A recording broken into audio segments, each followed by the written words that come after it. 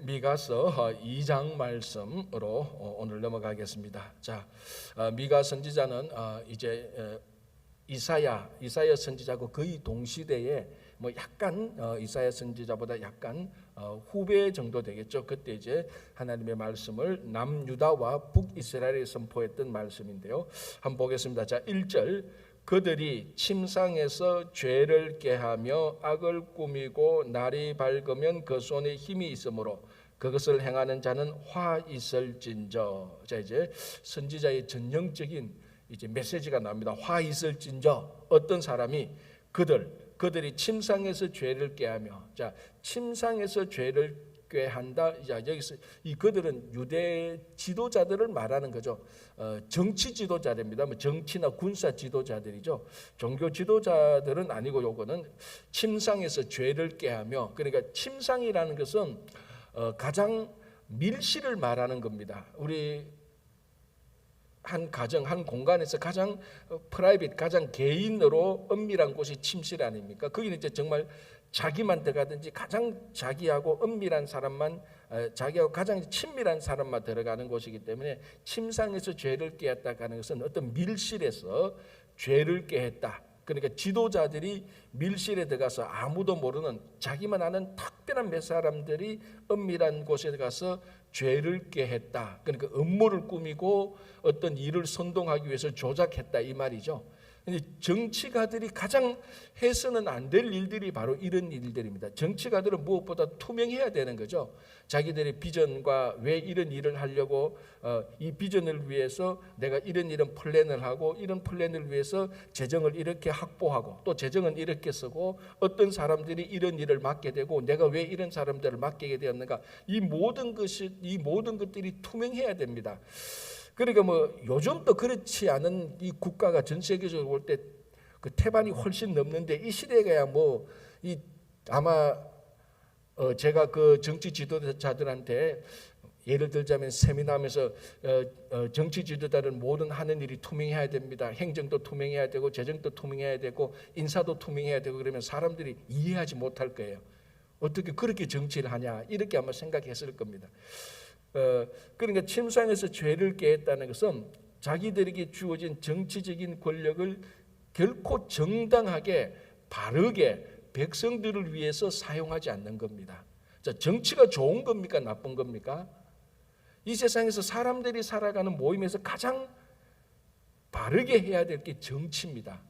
정치 없는 게 하나도 없어요. 모든 것이 사실은 다 정치예요. 우리가 주일학교 때 주일학교 가는 거, 이 교회에 와서 아이들이 있으면은 아이들한테 사탕 하나 주는 것도 사실은 정치예요. 내가 사탕을 2개 줄까, 하나 줄까?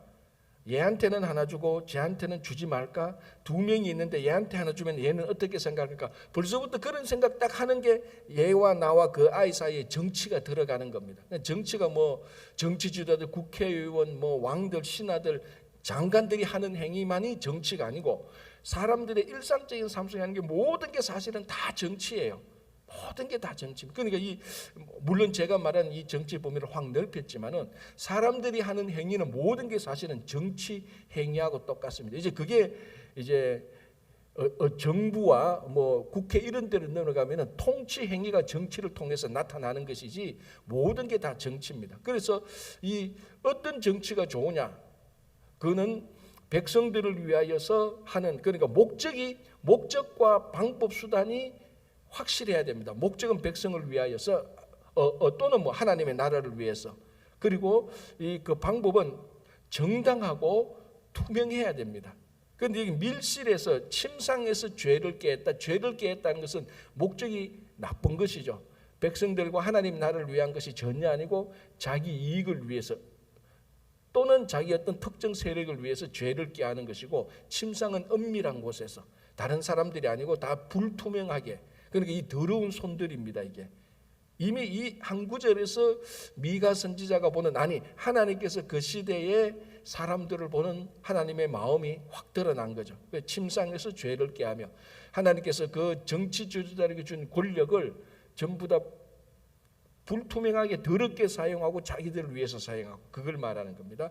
자, 같은 의미죠. 악을 꾸미고 그들이 침상에서 죄를 꾀하며 악을 꾸미고 자, 이제 모든 작전이 다 끝났습니다. 모든 이제 음모와 모든 조작이 끝났습니다. 자, 그러면 어떻게 하느냐? 그 다음 날 날이 밝으면은 그 손에 힘이 있으므로 그리고 권력이 있으므로 그것을 행한다. 그러나 오늘 밤 음모와 조작을 하고 그 다음 날 자기들이 가지고 있는 권력을 이용해서 그것을 행해서 자기들의 권력과 힘을 계속해서 많이 가지게 되고 백성들을 탄압하고 하나님 나라는 안중에도 없고 자, 이 사람들에게는 무엇이 있는가? 화가 있을진저라고 말하는 겁니다. 자, 전형적으로 선지자가 그 당시에 부패하고 타락했던 지도자들을 책망하는 그런 메시지가 나오는 겁니다. 자, 2절 밭들을 탐하여 빼앗고 집들을 탐하여 차지하니 그들이 남자와 그의 집과 사람과 그의 산업을 강탈하도다. 자, 빼앗는 게 뭡니까? 밭들, 집들, 그의 산업. 사실 보면 어떻게 보면 뭐 그의 산업이란 말 속에 다 들어가가 있습니다. 자, 그런데 그 산업 가운데 항목이 나오는데 그게 밭, 집입니다. 자, 특별히 우리가 밭을 한번 보시기 보면은 여기서 이스라엘 백성들 그 당시 유다 백성들이 가지고 있던 이 밭의 많은 부분은 자기들의 조상으로부터 이어받은 유산들입니다. 자, 자기들의 조상으로 받은 그 기업으로 받은 유산은 자기 마음대로 팔 수 있습니까? 없습니까? 자기 마음대로도 못 팔고 다른 사람들이 그 사람들의 밭을 자기가 어떤 부정한 방법으로 써서 그것을 자기 것으로 할 수가 없습니다. 만에 하나 정말로 막 기근이 들고 가뭄이 들고 먹을 것이 없어서 그 밭에서 아무 소득이 안 나고 그냥 땅밖에 없다. 그래서 정말로 우리가 억지로 뭔가를 우리가 이 밭을 통해서 먹어야 되는데 그 밭에 소산이 없으니까 이 밭을 권력자들에게 부자들에게 아주 헐값으로 팔아 넘겼다. 그래 진짜 먹고 살기 위해서. 자, 그러면 어떻게 해야 됩니까? 희년이 돌아오면은 그 밭 땅을 다시 주인에게 돌려줘서 다시 원상 복귀해야 되는 것이 율법의 의무에 나와 있습니다. 신명기하고 레위기에 나와 있죠. 그러니까 이 조상들로부터 받은 이 유전, 그 유산, 땅, 집, 뭐 땅이나 밭 이런 것들은 권력자들이 함부로 빼앗을 수가 없습니다. 그 가장 대표적인 게 뭐죠? 나봇의 포도원 사건 아닙니까? 그래서 이 나봇이라는 사람이 자기 포도원을 왕이 달라고 해도 왕이 더 좋은 가격으로 준다 해도 뭐 속으로는 팔고 싶을 수도 있었겠죠. 그러나 율법의 의무가 있으니까 그걸 팔아서는 안 되니까 못 파는 겁니다. 못 넘기는 겁니다. 자, 그런데 이 사람들이 어떻게 했다고? 2절에 밭들을 탐하여 빼앗아 갖고 이미 율법을 정면으로 어긴 겁니다. 집들을 탐하여 차지하니. 자, 그래서 이것을 한마디로 말하면 그의 산업을 강탈하도다. 산업이란 게 뭡니까? 조상들로 받던 그 조상으로 유산으로 이어받은 기업을 말하는 겁니다. 율법을 다 어기고 이 권력자들이 이 지도자들이 타락한 지도자들이 백성들의 것을 빼앗아서는 가져가서는 안 될 율법의 의무를 저버리고 빼앗아갔다는 겁니다. 이건 뭐 명백하게 하나님의 계명, 하나님의 말씀을 어긴 것이죠. 자, 그러면 이 사람들이 왜 백성들의 기업을 그 조상들의 유산을 이렇게 빼앗아 갔는가? 이제 2절에 또 나오죠. 밭들을 뭡니까? 탐하여 빼앗고 집들을 탐하여 차지하니. 자, 우리 지난 주일날 설교했던 것이 사실은 이거하고 똑같습니다. 사도 바울이 율법에 탐내지 말라 그렇게 말을 했기 때문에 탐내는 것이 마음속으로 탐내는 것이 모든 죄의 근본이고 그 자체가 죄다. 그게 바울이 율법의 여러 계명들 가운데 바울이 특별히 탐내지 말라고 말했던 그 계명을 핀셋으로 딱 끄집어내서 말했습니다. 살인하지 말라, 도적질하지 말라, 간음하지 말라, 뭐 이런 말이 이런 계명들이 아니고 10계명 가운데 가장 마지막 계명을 탁 끄집어내서 탐내지 말라고 했으니까 이것이 율법에서 그렇게 말했으니 이것이 죄다라고 했는 그게 똑같습니다. 왜 탐내서는 안 되는가 하면 탐내는 것 자체는 반드시 마음속에 탐냄이 있는 것은 반드시 겉으로 그게 탐욕된 행위로 반드시 나오기 때문에 그렇습니다.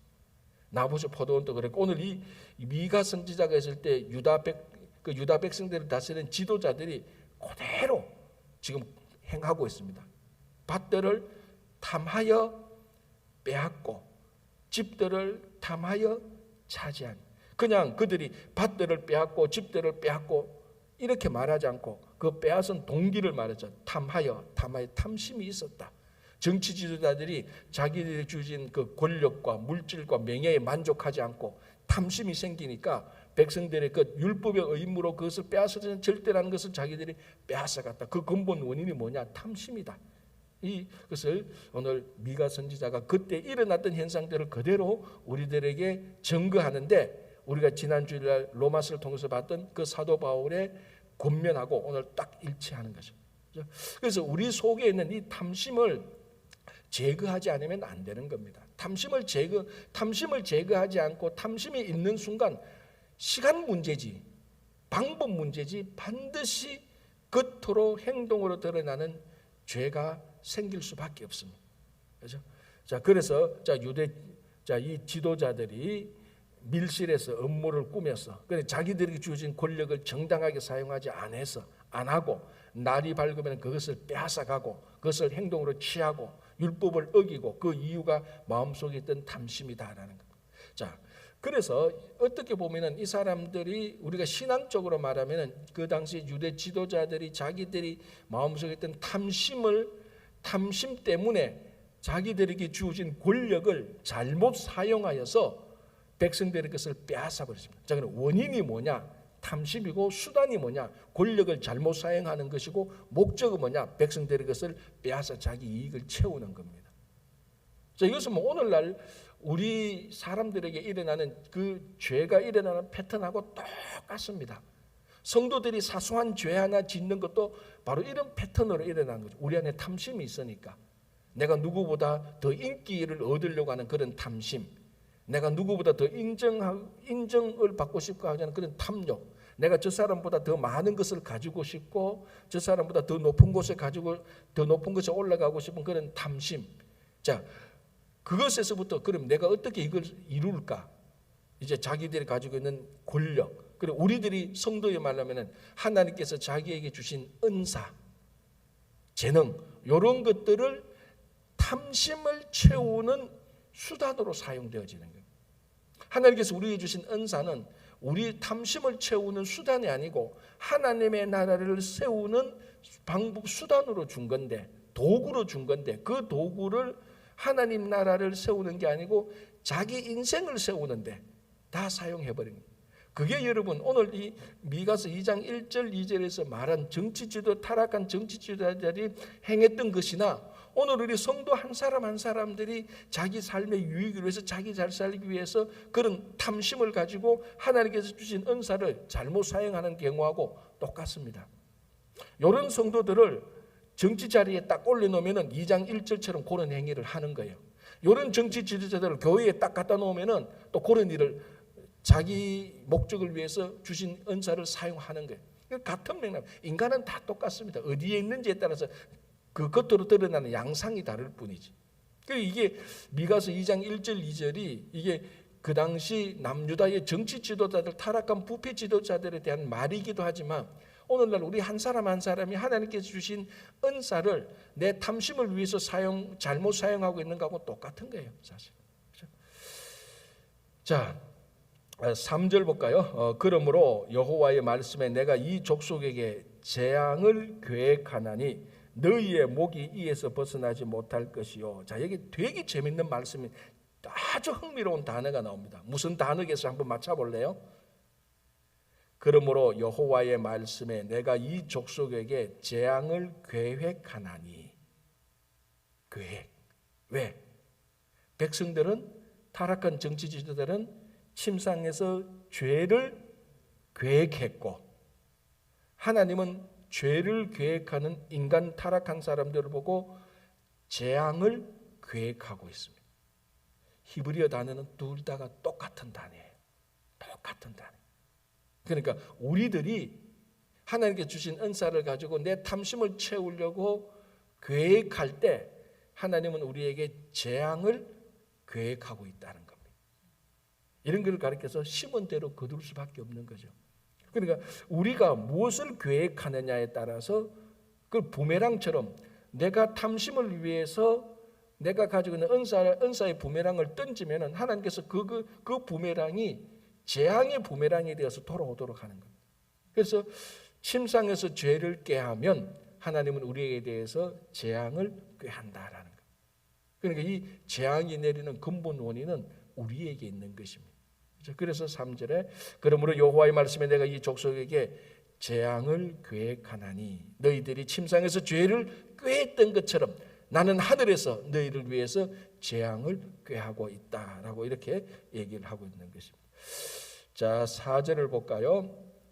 이렇게 되었습니다. 이제 이런 부패한 정치 지도자들에 대해서 하나님께서 이제 징계를 내리시는 것을 이렇게 이제 비유로 말하고 있습니다. 4절 그때 너희를 조롱하는 시를 지으며 자 여기서 누구 부패한 정치 지도자들 그를 위해서 너희들을 부패한 그 정치 지도를 위해서 이런 조롱하는 시가 나타날 것이다. 그 시의 내용이 뭐냐면은 4절 중간에 우리가 온전히 망하게 되었도다. 그가 내 백성의 산업을 옮겨 내게서 떠나게 하시며 우리 밭을 나누어 패역자에게 주시는도다 하리니 이제 오히려 자기들이 백성들의 밭을 빼앗고 그 백성들의 몫을 산업을 옮겼는데 하나님께서 재앙을 꾀하니까 그게 역전이 되어서 자기들의 산업이 다 다른 사람들한테 넘어가게 되고 자기들의 재산이 다 빼앗기게 되는 그러니까 정치 지도자들에게 하나님이 재앙을 꾀하니까 자기들이 백성들에게 했던 그 행위가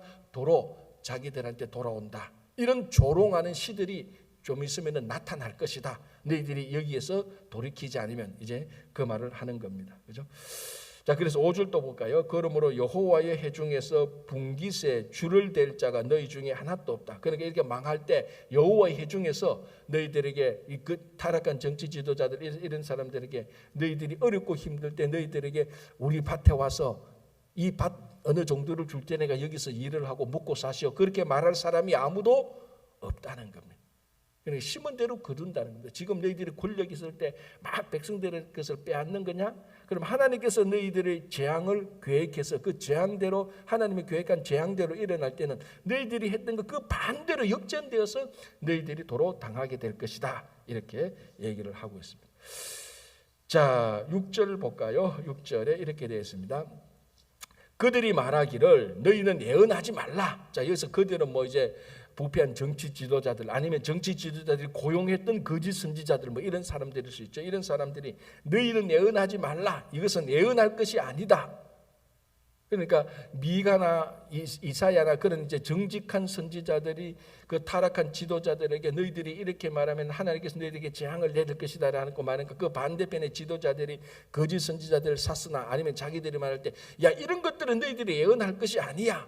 너희들이 예언할 것은 우리들한테 좋은 소리만 해야 돼.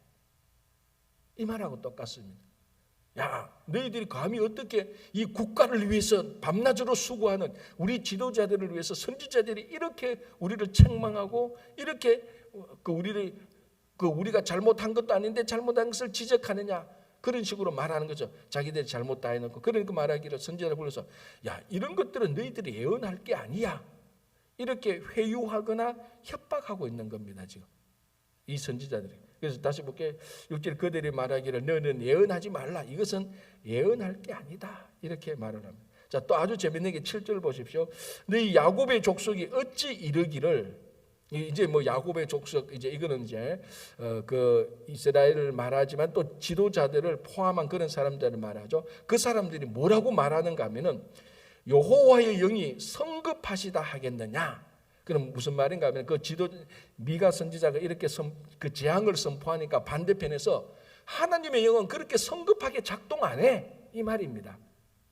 그럼 뭐냐? 하나님은 자비로우시고 하나님은 긍휼이 많으시고 하나님은 노하기를 더디하시고 인내가 많으신데 미가 선지자 네가 하는 것처럼 우리가 뭐 좀 침실에 우리가 침상에서 죄를 좀 깨하고 그 다음날 좀 행했다고 해서 하나님의 재앙이 금방 여호와의 분노가 그렇게 금방 우리한테 임하는 게 아니야. 그러니까 이 말로 하면 자기들도 하나님 좀 안다 이거죠. 야 우리도 하나님 아는데 미가 선지자 네가 말했던 것처럼 하나님의 재앙은 그렇게 쉽게 안 내려. 그런 말하고 똑같습니다. 여호와의 영이 어찌 그렇게 성급하시다. 그러니까 미가가 어찌 그래 여호와의 영이 성급하시냐고 너희들이 말하느냐. 하나님의 재앙은 어떨 때는 1000년, 2000년을 연기하기도 하지만은 어떨 때는 그 즉시 일어나기도 하는 것입니다. 그래서 자 여기서 우리가 하나 중요한 것을 본받아야 될 건 뭔가 하면은 그 반대편들이 하나님을 어느 정도 압니다. 그러니까 그 타락한 지도자들이나 그들이 뭐 고용한 선지자들 이 사람들이 하나님이 어떤 분인가를 알면서 특별히 하나님의 긍휼과 하나님의 인내하심을 아는 것이죠. 그러면서 하는 말이 하나님은 긍휼이 많으시고 인내가 많은데 이렇게 급하게 재앙을 내리지 않아 라고 하는 이 그들의 속마음에서 무엇을 우리가 읽을 수가 있습니까? 하나님의 긍휼과 자비와 인내를 남용하는 거죠. 우리가 이 정도 죄를 지었고 우리가 한 10년 죄를 지었는데 하나님은 우리가 한 50년 이상 죄를 지어야 되고 이거보다 더 크게 죄를 지어야 하나님께서 우리에게 재앙을 내려. 하나님은 그렇게 급하게 우리를 때리지 않아. 우리가 그거 알아. 그래서 이 정도 죄는 괜찮아 라고 말하면서 하나님의 인내와 자비와 긍휼을 남용하는 겁니다. 자, 우리 주변에 이제 이런 사람들이 있죠. 하나님의 은혜를 남용하는 사람들. 하나님은 무한히 은혜로우셔. 그래서 우리는 이 정도 죄를 지어도 하나님께서 용서해 주셔. 이게 이제 하나님의 은혜를 남용하는 거죠. 어떻게 보면은 하나님의 큰 사랑과 자비와 긍휼과 인내의 약점이라고 이 사람들은 이제 보는 거죠. 하나님은 너무 왜 이런 거 있잖아요. 사람이 너무 좋으면 옆에 사람들이 너무 좋은 사람을 이용하는 거잖아요. 이 사람은 사람이 좋기 때문에 우리가 적당히 나쁜 짓 해놓고 이 사람이 했다고 좀 이용해 먹어도 이 사람이 알아도 너무 좋으니까 그걸 알고도 허허 웃고 그냥 넘어가는 사람들 있잖아요. 그걸 옆에 나쁜 악한 동료들이 그 사람의 너그러운 그 관용과 사랑을 이용해서 자기들이 나쁜 짓 하는 겁니다. 지금 바로 이런 꼴이에요. 이스라엘 백성들이 하나님의 자비하심과 인내를 남용해서 하나님은 그렇게 급히 화를 내리시는 분이 아니야. 미가 너 그렇게 말하면 안 돼. 이렇게 말해. 이게 우리 성도가 신앙생활할 때 교회 생활할 때 얼마나 많이 하나님을 남용하고 교회의 약점을 이용하는지 모릅니다. 우리 이민교회가 다 약하잖아요. 다 약합니다. 또 교회 자체가 일반 행정기관하고는 달라서 물론 교회 자체도 교회도 징계가 있고 권면이 있고 벌이 다 있습니다. 행정적으로. 그러나 교회 자체가 약하기 때문에 또 성도들을 사랑하는 마음이 또 긍휼과 용서하는 마음이 원래 교회에서는 그게 더 크게 작동해야 되기 때문에 이제 그런 걸 알고 있는 사람들이 징계받을 일도 살짝 하는 거예요. 그래도 교회가 날 징계 못해. 교회가 날 징계하면 교회가 힘들어질 걸? 그렇잖아요. 그런 것들이 우리 이민교회에 수두룩빽빽합니다. 보면은 저 사람들이 자기 있는 일터에서는 저렇게 행동 안 하는데 교회 와서는 그렇게 해요. 왜? 교회는 그렇게 해도 용서가 되니까. 그 용서가 된다는 그 하나님, 그 교회가 용서가 된다는 그 좋은 공동체의 약점을 이용하는 겁니다. 그게 오늘 이 선지자들이 여호와께서 그렇게 여호와의 영이 그렇게 성급하시게 우리를 재앙을 내느냐 그 하나님의 인내를 남용하는 거하고 비슷한 경우들이 우리들한테 있습니다. 회사 가서 우리 주일학교 애들도 그래요. 학교 가서 자기 부모들한테 그렇게 안 하는데 교회 와서는 이상하게 스포일되는 애들이 있어요. 그런 애들이 이제 자라고 그런 애들이 크면은 교회도 공동체 약점을 이용하게 되는 그런 안 좋은 일이 일어나는 겁니다. 그래서 우리가 하나님의 어떻게 보면은 가장 신앙생활 때 가장 비겁한 사람들이 하나님의 은혜를 남용하는 사람들이에요. 이제 그러다가 이제 큰 코 다치죠 나중에. 그죠? 그래서 혹시나 내 속에 이거 하나님의 은혜를 남용하는 게 있다라고 그러면 빨리 우리가 또 하나님의 은혜대로 살아야 되는 겁니다. 그죠? 자, 8절 볼게요. 근래에 내 백성이 원수같이 일어나서 전쟁을 피하여 평안히 지나가는 자들의 의복에서 겉옷을 벗기며 내 백성들의 부녀들을 그들의 즐거운 집에서 쫓아내고 그들의 어린 자녀에게서 나의 영광을 영원히 빼앗는도다. 자, 이 사람들이 이제 뭐냐 하면은 그러니까 지도자들이 이 모양이니까 백성들도 그 지도자들의 악한 영향을 받는 겁니다. 지도자들이 맨날 하는 것이 밀실에서 음모를 꾸미고 백성들을 탄압하고 핍박하고 하니까 백성들도 억울하고 힘들고 먹을 것도 없으니까 백성들도 또다시 나쁜 짓을 저지르는 겁니다. 이게 계속 악순환이 되는 거죠. 자, 그래서 이 백성들이 보십시오. 어떤 일을 행하는가 하면 이 백성들이 8절 중간에 전쟁을 피하여 평안히 지나가는 자들의 의복에서 겉옷을 벗기며, 자, 겉옷을 빼앗아갑니다. 여러분 아시다시피 이 고대 중공동 이스라엘 이 지역에서 이 겉옷은 밤에 낮에 빼앗다 그 낮에 빼앗았다 할지라도 밤에는 돌려줘야 된다. 이 겉옷이 그 밤을 지날 추운 밤을 지날 수 있는 이불입니다. 그런데 이 겉옷을 빼앗아서 갖다 가서는 굉장히 우리들이 말하는 옷 3벌 4벌 입는데 뭐 겉옷 하나 빼앗아 갔던 이런 겉옷이 아니고, 여기서 겉옷은 의식주의에 있어서 밤에 그 사람들이 자는 모든 입어야 되는 자기 몸을 보호해야 되는 것을 다 빼앗아 간 거하고 마찬가지입니다. 큰 죄예요, 사실은. 그죠? 자, 그리고 내 백성의 부녀들을 그들의 즐거운 집에서 쫓아내고, 부녀들 약한 아녀자들을 집에서 쫓아내고, 어린 자녀에게서 나의 영광을 영원히 뺀다. 어린 자녀에게서 또 영광을 뺀다. 그러니까 보십시오. 지금 여기서 아녀자들, 어린 자녀들, 그리고 재산이 없는 약한 사람들, 이런 사람들을 막 탄압을 하는 겁니다. 백성들끼리. 자, 이런 행위에 관해서 8절 앞부분에 뭐라고 말합니까?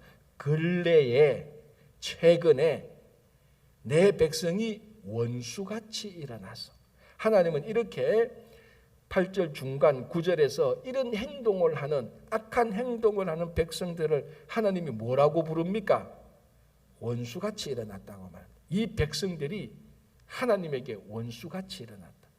그러니까 이 백성들이 정면으로 하나님에게 대해서 신성모독을 하거나, 정면에 이제 우리는 하나님을 섬기지 않고 우리는 가나안의 신들을 바알신을 섬기기 위해서 그렇게 선포한 것도 아니에요.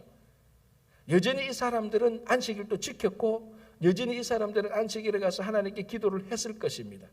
그런데 안식일 날 지나면 또 그 다음 날, 안식일 다음 날부터 어떻게 합니까? 부녀들을 압박하고, 왜냐하면 자기들도 힘드니까, 그 지도자들이 자기들 것을 빼앗아가니까, 그러니까 악순환이 일어나니까. 이런 행동을 하는 사람들은 오늘 하나님은 원수같이 일어났다라고 말합니다. 하나님의 원수는 누굽니까? 우리가 하나님의 뜻대로 살지 않고 계명대로 살지 않고 하나님의 영광을 가리는 사람들이 다 우리가 원수 같은 일을 하는 거예요, 지금. 그러니까 어떻게 보면은 이 8절 9절이 하나님께서 무시무시한 말을 우리들에게 하는 겁니다. 만약에 내가 교회 홍길동 집사님한테, 홍길동 집사님 요즘 좀 행동을 보니까 좀 문제가 좀 있어. 저 성도가 저러면 안 되는데, 그래서 제가 불러서 홍길동 집사님, 하나님의 원수같이 살지 마십시오. 이러면 그 홍길동 집사님 내하고 평생 원수 될 거예요. 목사님이 성도들한테 하나님의 원수라고 말했다고 평생 상처로 남을 거라고. 그런데 오늘 미가가 그 말을 하는 거예요, 사실은. 그러면 홍길동 집사가 그랬죠. 목사님, 뭘 근거로 내가 뭘 하나님의 원수 되었습니까? 내가 하나님의 자녀인데, 이렇게 말할 거예요. 그러면 미가서 2장 8절 9절을 딱 보여주면 되는 거예요. 무슨 말이냐? 홍길동 집사님, 당신이 지금 하나님의 뜻대로 제대로 잘 못 살고 있지 않습니까? 지금 당신 때문에 교회가 분란이 일어나고, 당신 때문에 지금 당신 사람들이 이간질 되는데, 그게 그런 행동을 하는 사람을 가르쳐서 미가 선지자는 하나님의 원수라고 말하는 거예요. 지금 그거하고 똑같은 거예요. 그러니까 내가 어제도 살면서, 지난 며칠간 또 살면서 하나님의 뜻대로 제대로 살지 못했던 거, 그거 전부 다 하나님의 원수된 행동을 한 거예요, 사실은. 그래서 우리가 선지서를 읽으면은 때로는 이 선지자의 말 한마디 한마디가 우리의 심장을 찌르는 비수가 되는 겁니다. 좀 아프죠? 그러면 나도 사실 하나님의 원수 같은 일을 했네. 한 거 맞아요, 사실은. 그래도 목사님은 좀 위로해 줬으면 좋겠지만은 미안합니다. 위로할 말이 없어요. 근데 이때는 위로받는 게 아니고 찔림을 받아야, 그리고 찔림을 받고 하나님께 돌아가서 하나님의 말씀을 다시 일어서야 우리가 성숙하고 변화되는 겁니다. 나쁜 일을 하는데도 계속해서 위로를 받으면 그 사람은 계속해서 서포일 시키는 거예요. 그렇잖아요, 그죠? 그럴 때는 이제 이 미가서 말씀, 선지서의 말씀을 듣고 비수같이 날아온 하나님의 말씀을 꽉 찔림을 받아야 돼. 문제는 이 말씀에 우리가 찔렸다고 해서 하나님이 우리를 파괴시키는 거 아닙니다. 이 찔림을 통해서 우리를 진짜로 성숙하고 거룩하게 하나님께서 회복시키는 거예요. 여기서 이 말씀이 안 찔리면 파괴되는 거예요. 안 찔리면서 포일돼서 망하게 되는 거예요. 그래서 찔리면은 지금 마음이 좀 찔리고 아프지만 찔리면은 회복이 되는 거예요. 그게 사실은 2장 12절 13절에서 말하는 것 똑같습니다. 2장 12절 13절 보면은 그래서 2장 1절에서 9절 1절에서 11절까지는 하나님께서 이 사람들을 멸망할 거다, 심판할 거다 그 말입니다. 그러나 12절 13절은 너희들이 심판을 당하지만 다시 회복될 것이다. 그리고 우리가 예레미야 선지자가 말했던 큰 메시지의 맥락하고 똑같습니다. 예레미야 선지자가 했던 말은 뭡니까? 너희들은 하나님에게 이번에는 심판받아야 된다. 그러나 이 심판은 너희들을 영원히 파괴하는 것이 하나님의 본심이 아니도다. 하나님의 본심은 너희들이 심판을 당하고 깨부수고 자빠지게 하지만 하나님의 본심은 그렇게 해서 너희들을 다시 일으켜 세워서 더 좋은 하나님의 자녀로 만드는 게 하나님의 본심입니다. 그래서 이때는 넘어지고 깨져야 되는 겁니다. 그런데 거짓 선지자들은 그것 자체를 부인하는 거죠. 어떤 일이 있어도 우리는 넘어지지 않을 거야. 어떤 일이 있어도 우리는 깨지지 않을 거야. 그러면 깨지지 않고 넘어지지 않고 버티다가 이렇게 스포일되다가 영원히 망하게 되는 겁니다. 우리가 잘못했을 때는 하나님에서 깨져야 돼요. 그를 깨져야 하나님께서 다시 더 좋은 그릇으로 만들기 시작하는 겁니다. 자, 그릇 두 개가 있는데 하나는 이 두 그릇이 다 잘못돼서 한 그릇은 깨어서 깨어진 그 조각들을 가지고 다시 좋은 그릇을 만들어. 한 그릇은 깨려고 하니까 그릇이 제발 깨지 마세요. 애원을 해. 그래 주인이 이 그릇을 안 깨. 계속 있다가 나중에는 그릇 자체를 쓰레기통에 버리고 치워버려요. 깨진 그릇은 다시 잘 다듬어서 좋게 쓰는 겁니다. 이러면서 계속해서 성숙하고 계속해서 변화되고 하나님의 형상을 닮아가는 겁니다. 그래서 우리는 말씀에 의해서 매일매일 깨져야 되는 거예요. 매일매일 깨지고 그때 깨질 때는 좀 아프죠. 내가 이것밖에 안 되나 라고 깨질 때 다시 또 하나님께서 우리를 다듬어서 회복시키는 것이. 오늘 우리 그래서 하나님의 말씀에 의해서 깨지는 것은 부끄러운 일이 아니에요. 수치스러운 일이 아니에요. 진짜 이 말씀에 의해서 계속해서 버티는 게 진짜 부끄럽고 수치스러운 일을 당하게 될 것입니다. 오늘 이 말씀을 우리가 생각하면서 혹시나 내가 하나님의 은혜를 남용하지 않는지, 혹시나 내가 교회의 어떤 것을 약점을 무의식 중에 약점을 이용하고 있지는 않은지, 내가 다른 착한 성도의 약점을 이용하고 있지 않은지 그걸 우리가 생각하고 다시 하나님의 말씀으로 돌아서 말씀이 우리를 찌를 때 찔림을 받고 하나님께서 다시 회복시키시는 그런 역사를 경험하시기 바랍니다. 기도하겠습니다. 하나님 감사합니다. 오늘 이 아침에 미가 선지자의 말씀을 들으며 또 우리가 반드시 들어야 될 말씀이 있다면 오늘도 이 말씀 앞에서 우리가 깨어질 것이 있다면 깨어진 우리를 하나님께서 다시 다듬어 주시고 다시 하나님의 형상을 닮은 하나님의 귀한 그릇으로 다시 세워주시고 빚어주시기를 간절히 바라옵고 원합니다. 주님, 오늘도 우리 가운데 여러 가지 기도 제목들이 있습니다. 주님, 우리 삶 가운데 깨어진 삶을 살고 있는 성도들이 있다면 주님께서 속히 그들을 하나님의 형상을 닮은 더 아름답고 좋은 그릇으로 오늘 또 세워주시고 특별히 건강으로 간절히 기도하고 있는 성도님들, 우리 김영만 장로님이야 여러 환우들 그들의 기도를 꼭 들어주시고 주님께서 다시 회복시켜 주셔서 마지막 남은 삶 하나님께 꼭 영광 돌리는 삶이 되도록 인도해 주시옵소서. 특별히 우리 교회 자녀들, 우리 주일학교 자녀들 주님께서 함께해 주시고 그들에게 지혜와 믿음을 주시고 수고하신 우리 전도사님들 선생님들 늘 함께해 주셔서 그들의 수고와 애씀을 통하여서 우리 믿음의 자녀들이 잘 자랄 수 있도록 도와주시옵소서. 9월 10일, 11일, 12일 3일간 부흥회가 있습니다. 이 코로나 팬데믹 기간 동안에 우리가 다시 우리 신앙을 되돌아보며 교회를 되돌아보며 하나님의 일에 충성되는 귀한 성도의 사명으로 살아갈 수 있도록 도와주시옵소서. 특별히 전 세계적으로 아버지는 아프가니스탄과 IT 어렵고 힘든 나라들이 있습니다. 그들의 자연재앙에서 속히 회복되게 하여 주시고 그들의 탄압과 핍박과 인권 유린에서 주님께서 지켜주셔서 그들을 보호하시되 이런 재앙과 탄압을 통하여서 하나님 살아계심을 다 알게 되고 온 세상이 하나님께 영광 돌리게 하여 주시고 어렵고 힘든 그들의 탄원을 주님께서 꼭 들어서 응답해 주시옵소서. 감사하오며 예수님의 이름으로 기도합니다. 아멘.